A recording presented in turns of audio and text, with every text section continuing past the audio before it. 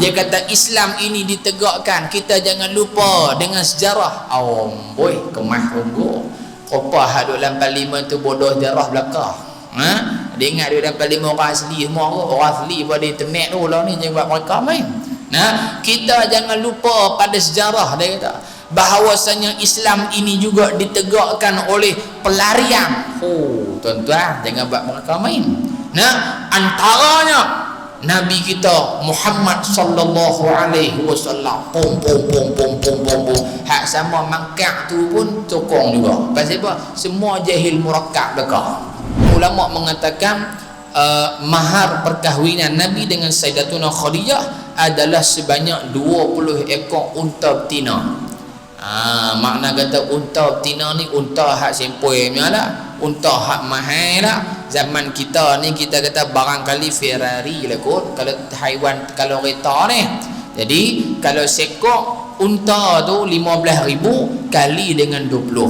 Makna dia di sini juga ulama menyatakan Nabi Muhammad sallallahu alaihi wasallam bukan seorang yang miskin, ada harta. Tapi pasal apa banyak kisah Nabi sebut rumah Nabi tak ada makan minum dan sebagainya, ulama menyatakan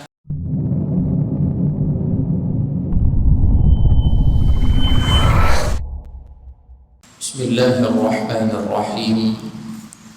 Assalamualaikum warahmatullahi wabarakatuh.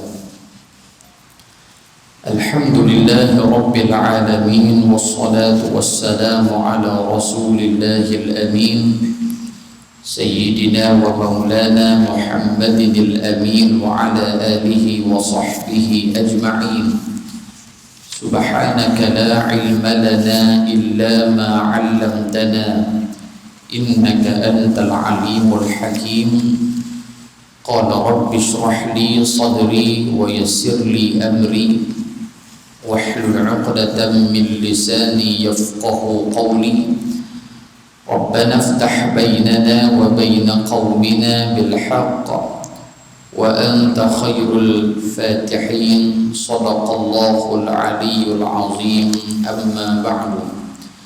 Muslimin dan muslimat yang dirahmati lagi dikasihi oleh Allah Subhanahu wa taala, bersyukur kehadrat Allah pada malam hari yang barakah ini kita dipertemukan semula oleh Allah meneruskan pembacaan kitab kita Fiqhul Harakah dari Sirah Nabawiyah sallallahu alaihi wasallam.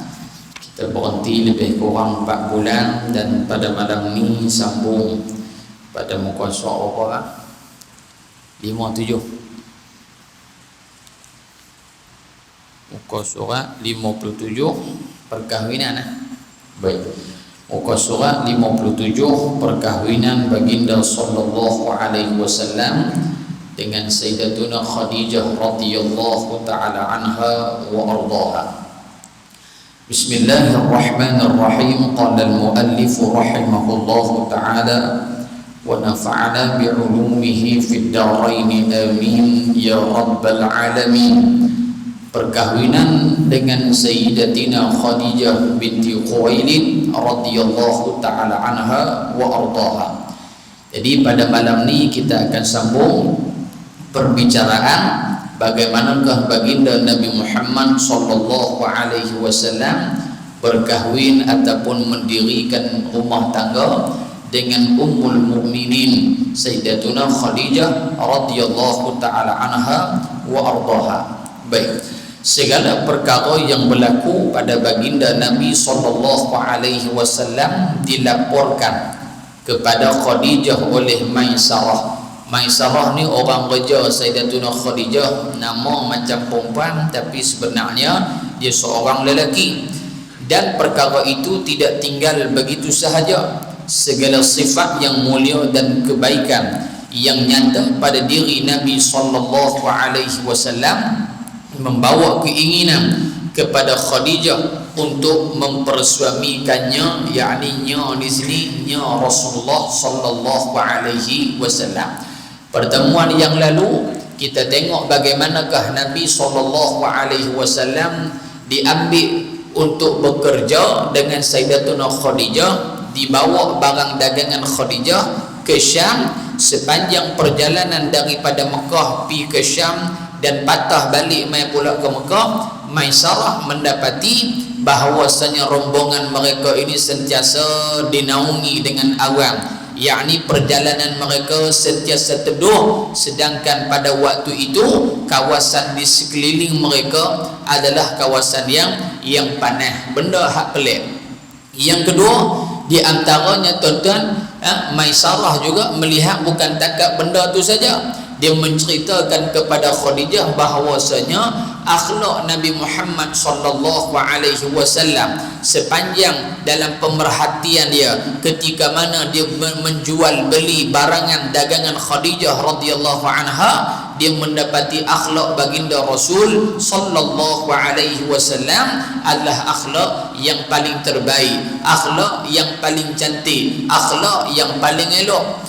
Sebab itu satu hari Sayyidatuna Aisyah radhiyallahu taala anha wa ardaha ditanya oleh para sahabah ridwanullah alaihim ajma'in, wahai Aisyah, bagaimanakah akhlak Rasul sallallahu alaihi wasallam? Maka jawab Sayyidatuna Aisyah radhiyallahu anha, kana khuluquhul Quran, adalah akhlak Nabi Muhammad sallallahu alaihi wasallam itu adalah seperti mana dengan Al-Quranul Karim. Apa yang Quran kata boleh, maka boleh. Apa yang Quran kata tak boleh, tak boleh. Apa yang Quran kata halal, halal.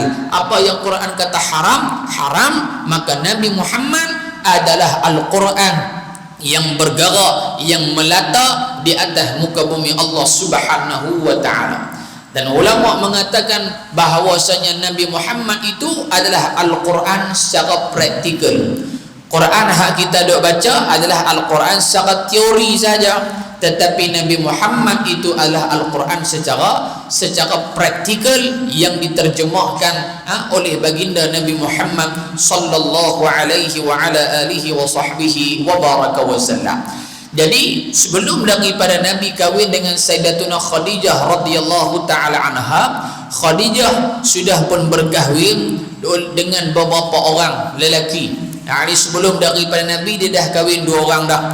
Di antaranya yang pertama, ulama mengatakan suami dia nama Abu Halah Zurarah At-Tamimi. Abu Halah Zurarah At-Tamimi. Baik, dengan Abu Halah ini Sayyidatuna Khadijah radhiyallahu taala anha jadi isteri dia. Lepas daripada tu meninggal Abu Halah, berkahwin pula Khadijah dengan suami dia yang kedua, iaitu Atiq bin Aiz Al-Makhzumi daripada suku kaum kabilah Makhzum yang terletak juga di Makkah Al-Mukarramah. Jadi ini 2 orang suami Khadijah radhiyallahu taala anha sebelum dia berkahwin dengan baginda Nabi Muhammad sallallahu alaihi wa ala alihi wa sahbihi wa baraka wa sallam. Dan kalau kita tengok lagi, baginda Nabi Muhammad ada anak tiri. Anak tiri, maknanya anak tiri hasil perkahwinan Sayyidatuna Khadijah dengan suami dia pertama Abu Halah. Ada 1 orang anak. Ada 1 orang anak. Baik tuan-tuan. Yang kedua, di sini juga kata pengarang, di antara punca utama menyebabkan Khadijah radhiyallahu anha teringin nak jadi isteri Nabi sallallahu alaihi wasallam, di samping karamah ataupun irhas yang Allah bagi kat Nabi perkara luar biasa, dia tertarik dengan akhlak yang ada pada baginda Nabi Muhammad sallallahu alaihi wa ala alihi wa sahbihi wa baraka wa sallam. Jadi sebab tu lah ni musim kahwin.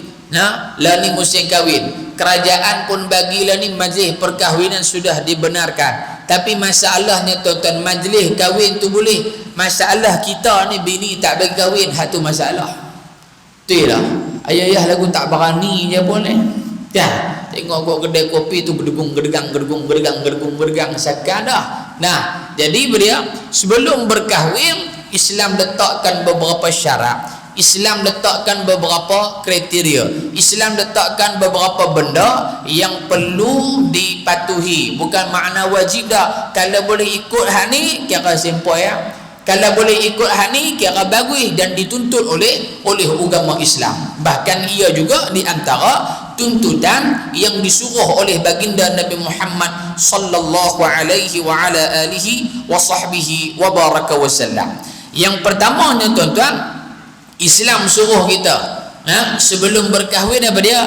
Kalau tuan-tuan tengok dalam kitab Uqudul Lujain fi Huquqiz Zawjain, cerita muqaddimah sebelum nikah.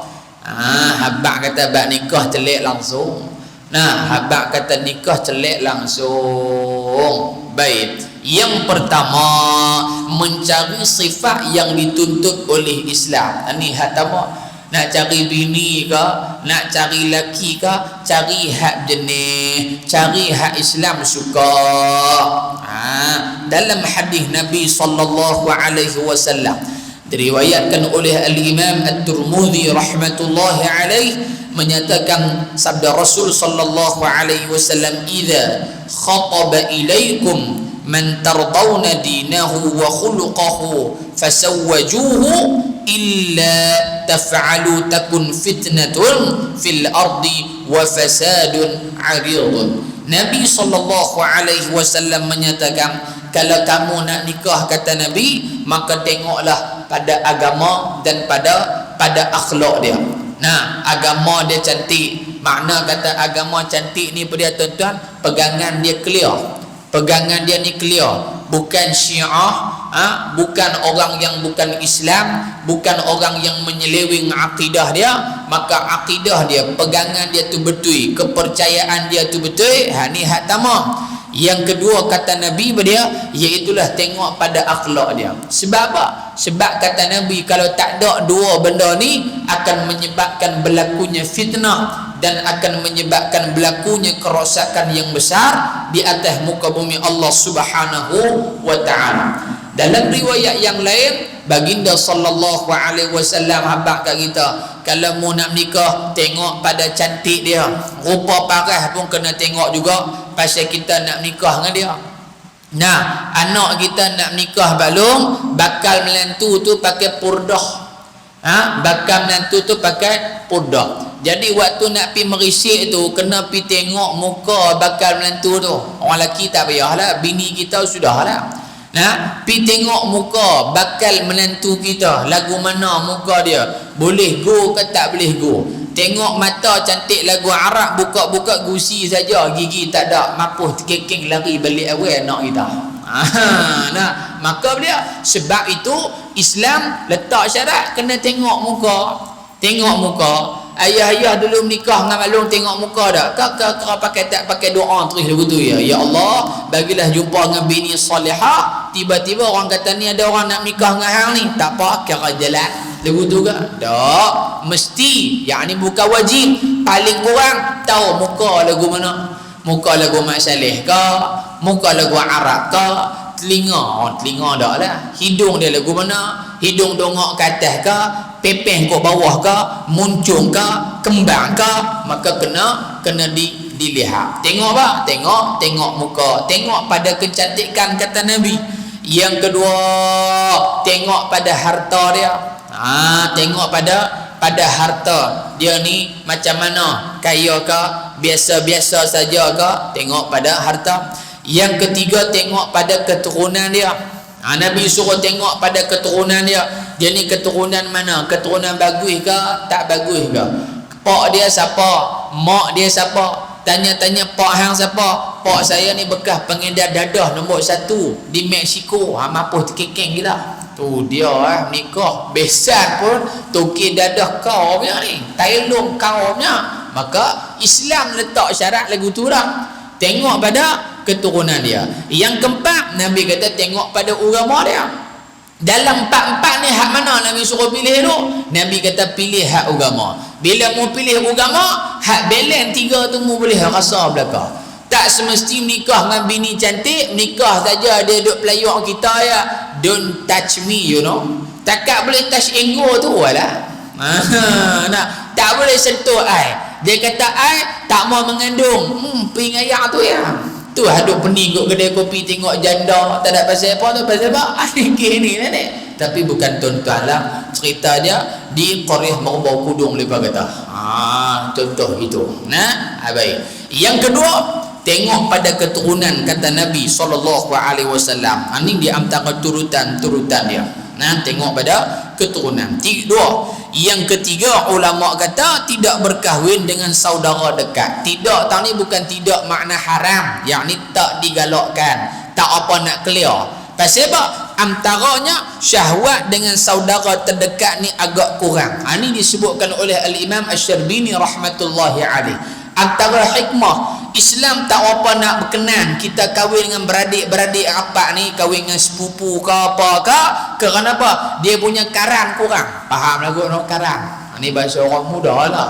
Dia punya karan tu tak apa nak ada, cah positif negatif tu tak apa nak sempoi. Nah, maka tak digalakkan. Tapi adakah dia kahwin dengan sepupu dia tak ada karan? Saya tengok sepupu saya nikah dengan sepupu dia, anak tiap-tiap tahun terbit keluar mai, alhamdulillah rezeki. Tetapi Islam dia tutup pintu fitnah awal lagi.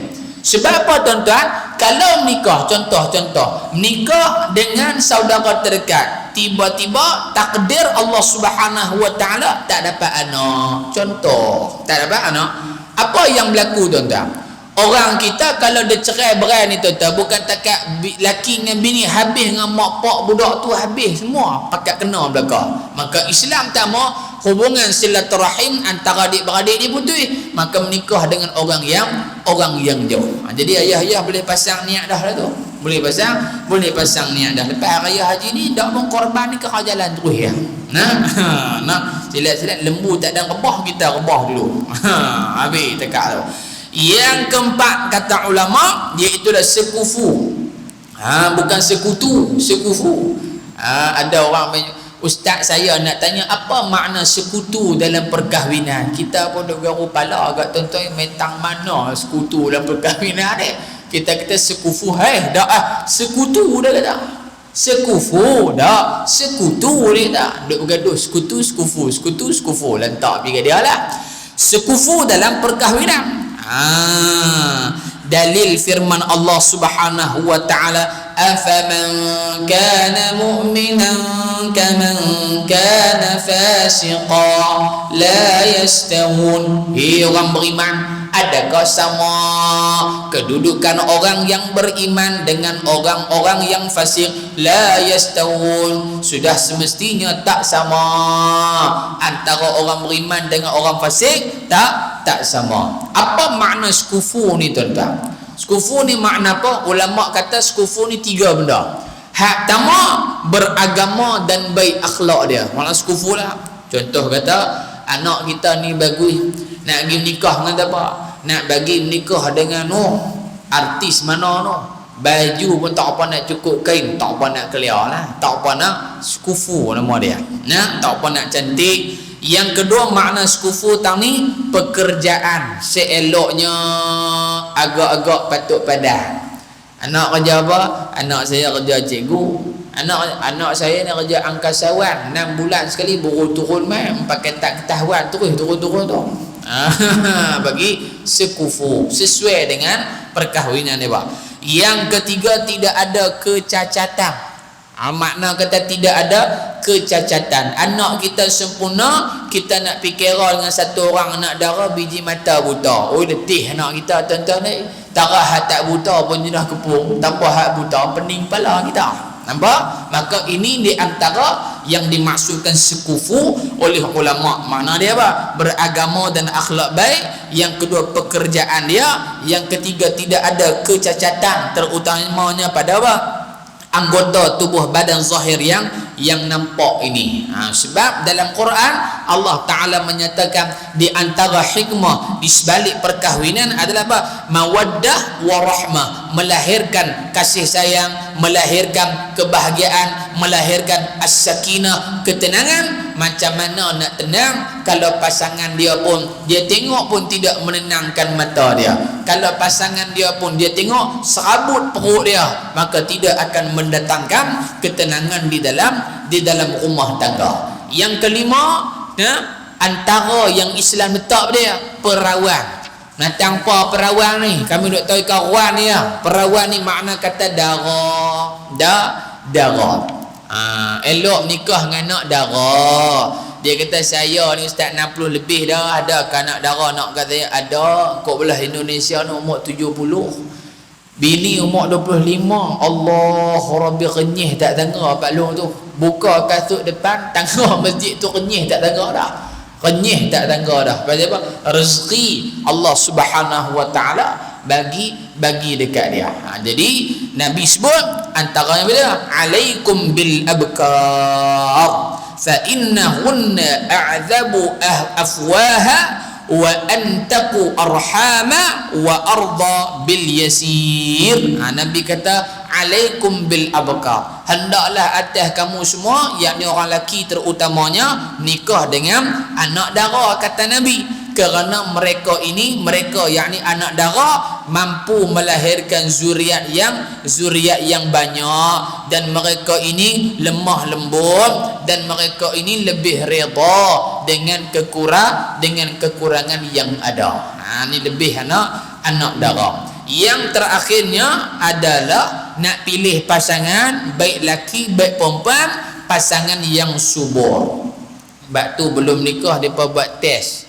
Kan, ada penyakit tak ada penyakit, ada penyakit tak ada penyakit, apa penyakit yang ada kat pasangan lelaki ya dengan perempuan yang nak kahwin ni, maka dia buat apa? Dia buat test terlebih dahulu oleh pihak kesihatan, dan direkod laporan pada form ataupun borang pernikahan. Pasal apa? Supaya tak berlaku masalah. Baru menikah 3 hari, tiba-tiba main mengadu kat tu imam masjid Morbor Kudung, duk teriak depan pintu pagar masjid tu, awak dak saya duk ingatkan nikah orang, rupanya rimau dah. Cengih bukan main. Cengih bukan main. Pasal apa? Dia pakai apa? Dia pakai gambiak meh dia kata. Allahu Rabbi. Ada tak tuan-tuan? Ada. Hak ni antara laporan-laporan yang terima kat kita. Satu orang Pak Long duduk di Gua Paru, tak payah habaq. Pak Long ni bini dia meninggal. Kerja Pak Long ni duk bawa umrah, jemaah umrah, dia duduk di Mekah pun lama, boleh cakap Arab apa semua, balik main duduk Malaysia dah Covid, balik main duduk meninggal yang golek kok belah Gua Paru tak payah habaq ke mana lah, itu tapi tanya pula kan.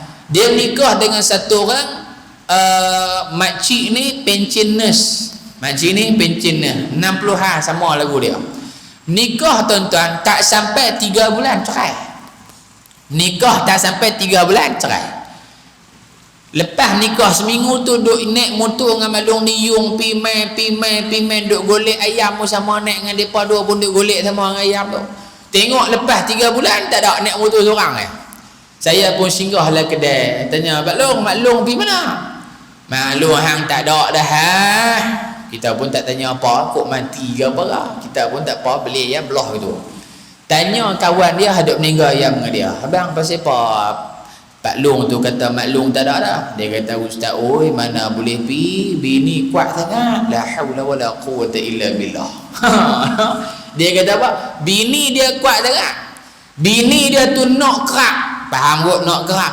Jadi Pak Long ni umur 60-an, barangkali kita kata tak apa nak clear dah. Karan tak apa nak ada. Hak maklum ni cah karan dia power punya TMB ni. Akhirnya dia tak boleh nak melangsaikan, melunaskan apa yang bini dia nak. Dia pun dia cerai bini dia. Ni tuan-tuan jangan buat mereka main. Walaupun benda tu nampak sopak tak ada apa, benda duk leng tak seminggu 2-3 kali je pun bukan tiap-tiap waktu.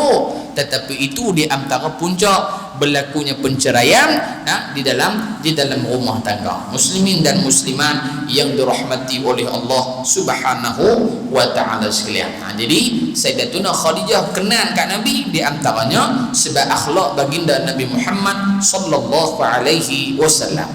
Meskipun usia Khadijah ketika itu sudah melewati 40 tahun dan seorang janda tetapi kebangsawanan, yakni orang yang ada nama.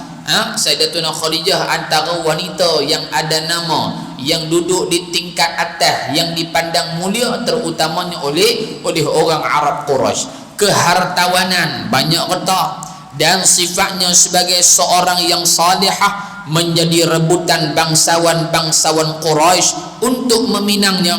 Tetapi segala pinangan mereka ditolak. Pakat kenan kat dia hak tamu dah sega, Yang kedua, keturunan bagus, reta pun ada, baik pula. Tetapi bila mana orang main pinang dia tak terima seorang pun. Kepada Nabi pula ia menawarkan dirinya untuk menjadi bakal isteri dengan mengutuskan kawannya Nafisah binti Munabbah. Dia hantar kawan dia pergi, postman buruk pergi hantar. Maka di sini tuan-tuan menunjukkan bahawasanya perigi mencari timba tidak dilarang oleh syarak. Perigi mencari timba tak dilarang oleh syarak. Bini kita ataupun anak dara kita kenal kat satu orang pemuda yang duk main di masjid tuan-tuan ni, Abang Fizri ke? Bukan dia lah, saya bini dia tengok marah ini kan, tengok tak apa nak duk sedang tu kan, siapa-siapa lah teringin kenal ya kat kawan tu, segak sungguh bagus duk pergi mayang 5 waktu, tak masuk waktu pun mayang dah. Kira bagus semua ni, kira tak masuk waktu pun mayang dah, kira soleh sungguh lah ni, subhanallah. Maka anak kita dia hantar pergi siapa-siapa, suruh bini kita ke mak pergi lah tanya Ustaz, dia mau dah kat cik, boleh ke tak boleh? Boleh. Tapi adat Melayu kita, kalau budak perempuan pergi cari bakal suami dia ni, kira mau leceh mau. Hal ni semua benda leceh. Tapi benda ni telah dilakukan oleh Sayyidatuna Khadijah radhiyallahu taala anha wa ardaha. Nabi menerima permintaan Khadijah dengan meminta bapa saudaranya supaya meminang Khadijah binti Khuwailid. Lalu Hamzah ponakan Nabi SAW yang terbunuh dalam peperangan Uhud, dibunuh oleh seorang lelaki yang diupah oleh Jubair bin Mut'im radhiyallahu taala anhu. Sebelum dia masuk Islam, dia balas dendam di atas kematian bapa saudara dia dalam peperangan Badar tahun kedua Hijrah. Jadi dalam perang Badar pak menakan dia meninggal, dia jadi marah dan akhirnya berlaku peperangan Uhud. Maka Jubair bin Mut'im radhiyallahu anhu pada ketika tu ambil seorang pembunuh upahan, nama dia Wahsy daripada Ethiopia, orang kulit hitam. Dia pesan kat Wahsy, wahai Wahsy, hang masuk dalam perang Uhud tak ada kerja lain, kerja hang attack Muhammad ni, hang shoot tu kena dengan Muhammad saja, tak payah ada kerja lain. Dalam peperangan tersebut, Wahsy radhiyallahu anhu dia tengok satu orang lelaki yang pakai topi besi, dan di topi besi dia tu ada macam bulu macam panglima, macam cerita Cina kita dah tengok lah. Maka dia menyangkakan itu adalah Rasulullah sallallahu alaihi wasallam. Maka takdir Allah Subhanahu wa taala, Wahsy mendekati Hamzah bin Abdul Muttalib lalu membunuh Sayyidina Hamzah bin Abdul Muttalib radhiyallahu taala anhu wa ardah. Habis tegak tu. Jadi Hamzah radhiyallahu anhu gelarannya Asadullah, singa Allah. Singa Allah ni bukan Allah Ta'ala pula singa. Tak, makna dia punya ketegasan dia, cengih dia, garang dia, perongoh dia ada pada Hamzah bin Abdul Muttalib radhiyallahu ta'ala anhu wa arda. Lalu Hamzah radhiyallahu anhu pun meminangnya dengan ditemani oleh Abu Talib dan bapa saudara baginda yang lain. Rombongan peminangan itu menemui bapa saudara Khadijah, Amr bin Sa'ab, kerana bapanya siapa? Khadijah radhiyallahu anha meninggal dalam peperangan Al-Fijar. Seterusnya dilangsungkan perkahwinan dan Abu Talib berkesempatan untuk berkhutbah. Khutbah dan khitbah satu kalimah yang sama, tulis baris dia berbeza, baris sebut lain, makna pun lain juga. Bahasa Arab ni dia pelik sikit, bukan pelik, istimewa. Baris lain, makna lain. Jangan kata bahasa Arab, bahasa Melayu pun sama. Meninggal, wafat, mampuih, sama, merujuk pada golongan yang sama ke? Tak. Mampuih ni kerajaan sungguh lah ke? Biar mampuih bila. Kemangkatan, siapa? Mangkat siapa? Raja. Tak ada orang kot Korea kita ni. Hari ni ada satu jenazah. Siapa dia tu? Sahabat kita telah mangkat. Boy, hang ni raja mana ni? Tak ada. Kita kata telah meninggal dunia.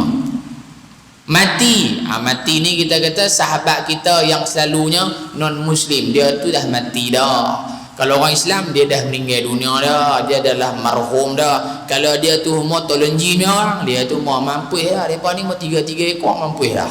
Faham tak? Berbeza juga pada kalimah ada orang duk sebut lah ni. Orang duk sebut lah ni pelarian. Amboi kasar semua. Nah, contoh. Tuan-tuan jangan duk gelak, ni bukan cerita di Parlimen Malaysia ni. Hal ni mau cerita Parlimen Basel sana Switzerland punya mai.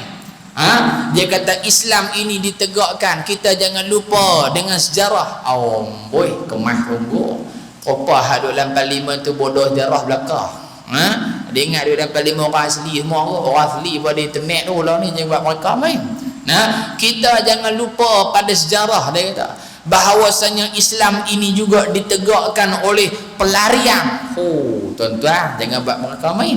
Nah, antaranya Nabi kita Muhammad sallallahu alaihi wasallam pom.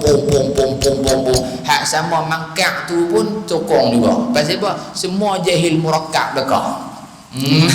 Nah, faham ke boleh? Yang kata pelarian tu makna apa? Yang kata hijrah tu makna apa? Nabi Muhammad bukan lari daripada tanah air baginda. Tanah air Nabi Mekah, dilahirkan di Mekah. Nabi mai ke Madinah. Lah ni Mekah dengan Madinah satu tempat, dua tempat dalam satu negara yang sama ke ataupun dua tempat dalam dua negara yang berbeza? Kita turun kapal terbang lapangan terbang Jeddah. Naik pi ke Mekah Al-Mukarramah lebih kurang 4 jam daripada Jeddah. Masuk ke Jeddah lebih kurang sejam. Lepas tu habis di Mekah pi ke Madinah Al-Munawwarah. Baik, yang cop kita punya tu immigration mana? Hak Madinah tu immigration Zimbabwe ke immigration Saudi juga? Immigration yang sama, Saudi juga. Maka tidak ada istilah Nabi seorang pelarian. Mana mungkin pelarian yang kita kata pelarian lari dari satu tempat ke satu tempat duduk dalam negeri yang sama. Dia tak panggil pelarian, dia kata pindah tu. Faham tak? Satu. Yang kedua, Nabi Muhammad sallallahu alaihi wasallam bukan pelarian. Kerana apa? Kerana Nabi datang ke Madinah atas jemputan penduduk Madinah Al-Munawwarah. Kalaulah kita kata Nabi Muhammad juga pelarian walaupun dijemput oleh penduduk Madinah, bermakna saya juga seorang ustaz pelarian yang dijemput oleh Masjid Jami' Maqbar Kudung. Ustaz pelarian saya ni. Kena faham bagi betul.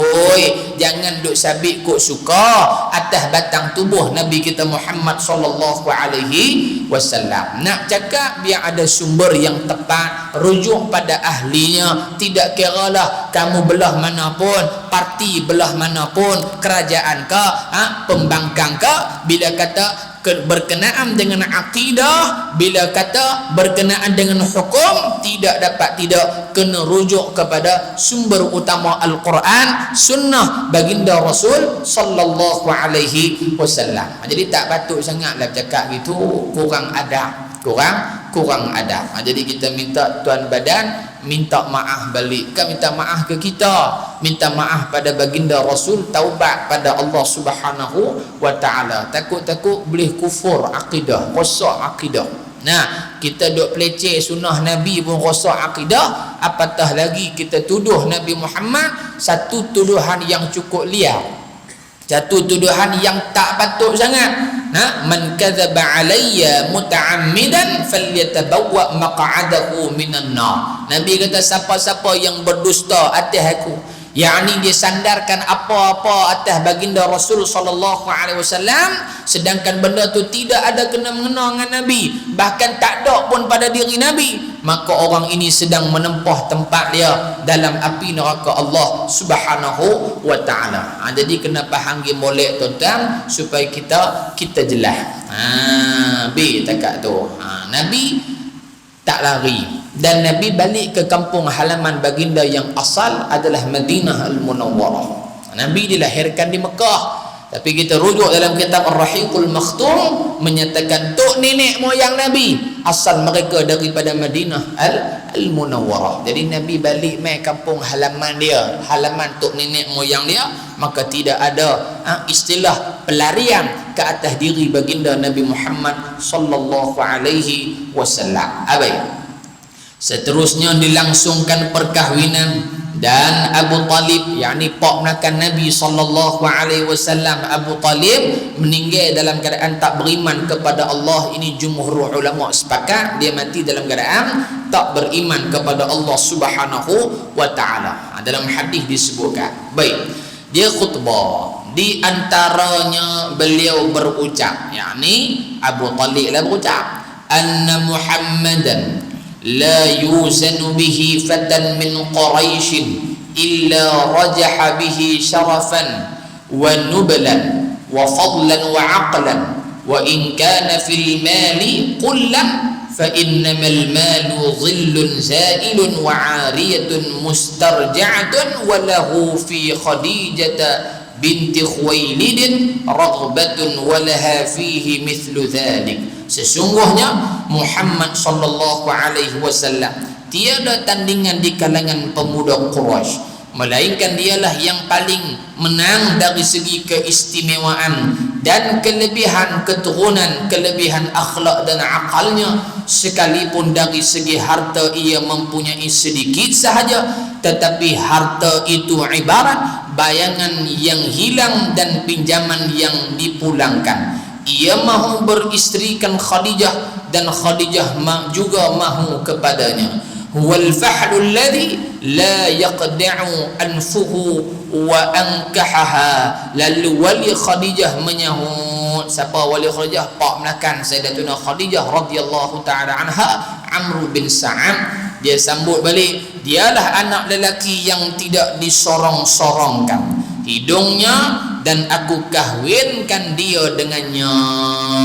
Disorong-sorongkan tang ni makna apa? Bukan jenis pemuda hak jenis duk sukaria, duk berfoya-foya dengan perempuan-perempuan murahan di Makkah Al-Mukarramah. Inilah perkahwinan yang pertama kepada Nabi sallallahu alaihi wasallam, yang penuh dengan keberkatan dan rumah tangga keduanya berpanjangan sehingga wafatnya Khadijah radhiyallahu taala anha wa ardaha.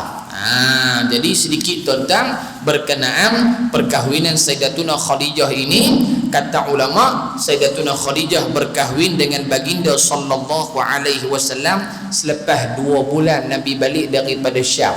Lepas 2 bulan lepas tu kahwin Nabi dengan Khadijah radhiyallahu taala anha wa ardaha. Yang kedua, ulama mengatakan mahar perkahwinan Nabi dengan Sayyidatuna Khadijah adalah sebanyak 20 ekor unta betina.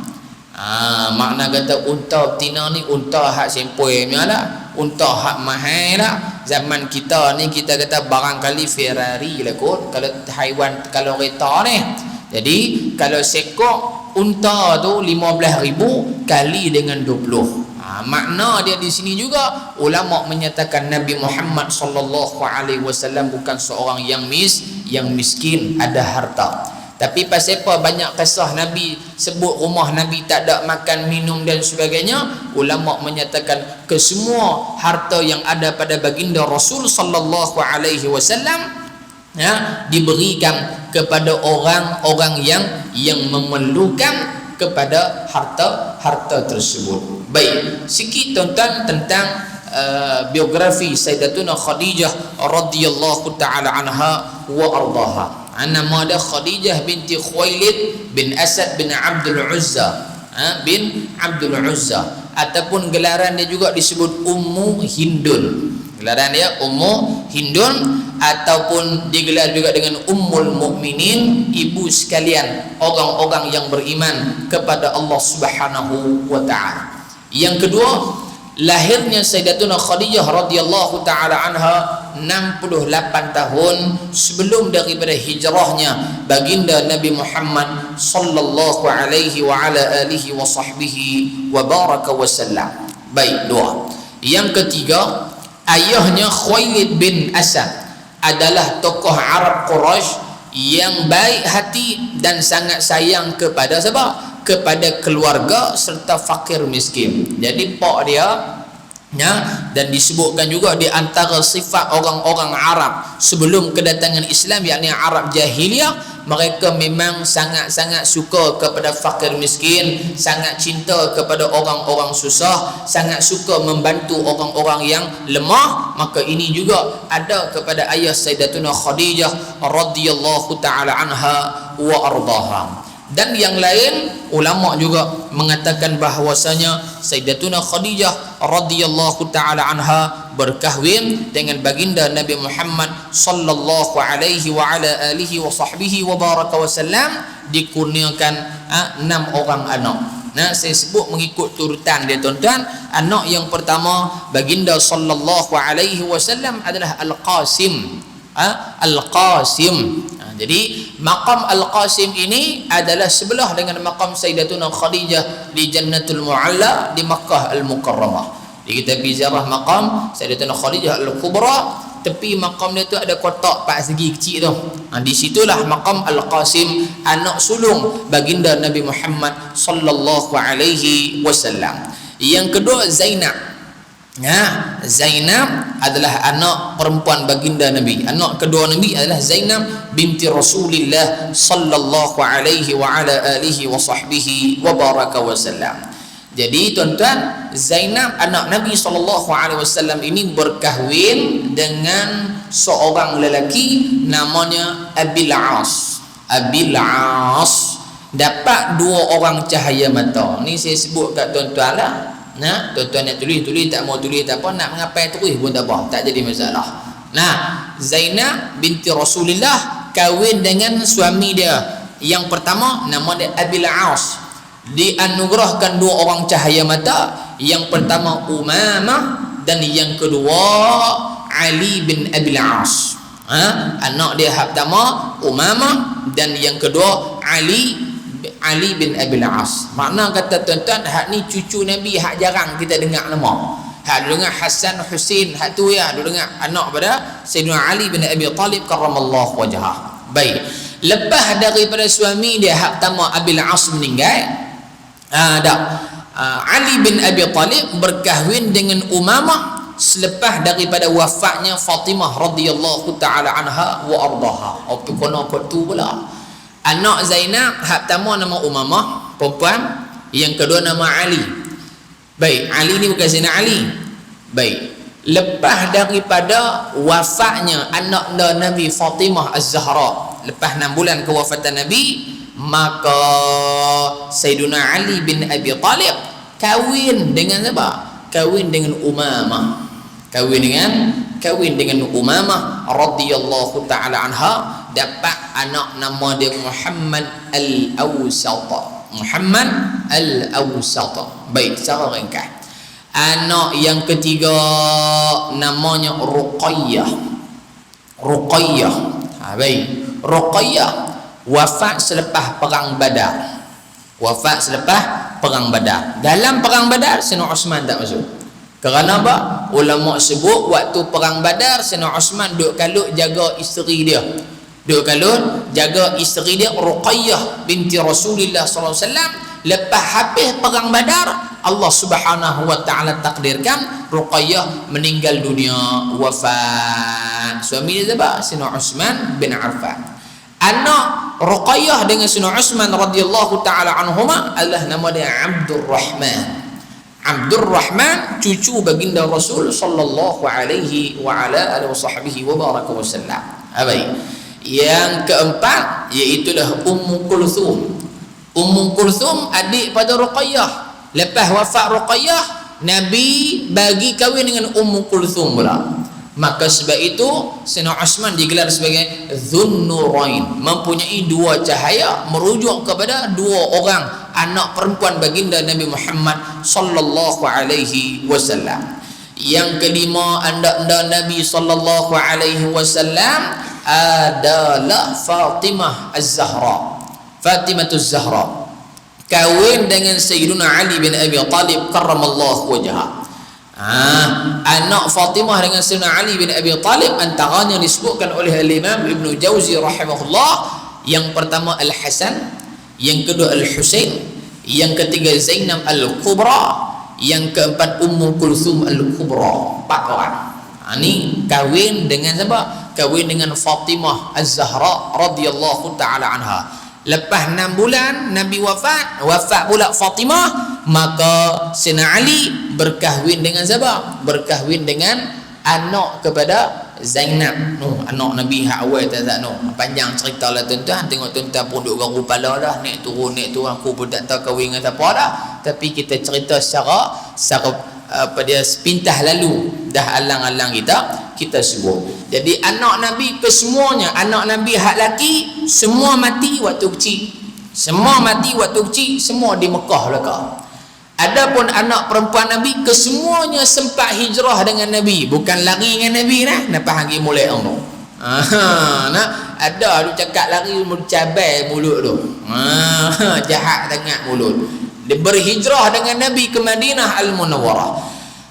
Last kali anak yang wafat adalah Fatimah Az-Zahra. Fatimah Az-Zahra dimakamkan di Jannatul Baqi' di Madinah Al-Munawwarah. Kita masuk Baqi', belah kanan kubur ni bah. Semua kubur Sayyidina Ali dan ahlul bait yang lain. Nah, muslimin muslimat yang dirahmati oleh Allah Subhanahu wa taala sekalian. Dan hasil dari perkongsian hidup itu lahirlah semua putera dan putri baginda Rasul sallallahu alaihi wasallam kecuali Ibrahim. Kita sebut dia tak ada Ibrahim. Kita dengar anak Nabi kita ada 7 orang ya. 5 berapa lelaki, 2 lelaki, 4 perempuan. Kita dengar tu. Dia kata, ustaz, hak mana lagi anak Nabi? Hak ustaz kata tak sah 6 orang, tidak termasuk Ibrahim. Ibrahim anak Nabi SAW dengan Maryah Al-Qibtiyah. Sebahagian ada yang kata Maryah Al-Qibtiyah ni termasuk dalam isteri Nabi. Ada yang mengatakan dia tak termasuk isteri Nabi, tetapi dia adalah hamba. Status dia status hamba. Maka kita mudah faham Maryah Al-Qibtiyah ini juga termasuk daripada isteri baginda Nabi Muhammad sallallahu alaihi wasallam. Tapi apa yang kita mengaji, ulama kata tak termasuk. Tak termasuk. Sebab itu isteri Nabi punya rumus ringkasan kepada nama-nama isteri Nabi: khas ma'jazar sihah, khas ma'jazar sihah, khas kha Khadijah, sin Saudah radhiyallahu anha, mim Maimunah, ain Aisyah radhiyallahu anha. Betul. Jazar jim Juwairiyah, Zainab binti Jahshin, Zainab binti Khuzaimah, ra Ramlah.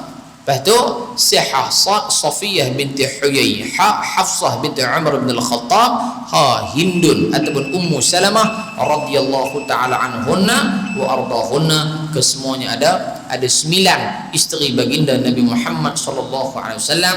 Walaupun di sana ada ulama kata ada 11, ada 12, tak apalah hak mana pun, yang penting mereka adalah mereka golongan yang dimuliakan oleh Allah Subhanahu wa taala. Wallahu taala a'la wa a'lam bis-shawab. Sambung pada bulan hadapan. Sesungguhnya Khadijah radhiyallahu anha mempunyai kelebihan dan ketinggian peribadi yang tetap menjadi ingatan Rasulullah sallallahu alaihi wasallam sehingga wafatnya.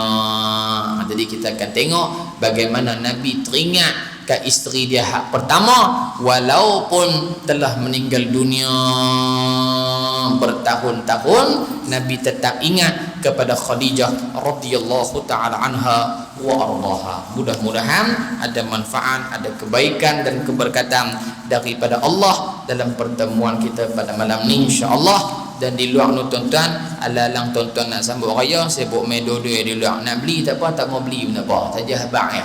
Nah, ada tester di luar. Tester tu pun jangan telan sampai cerah.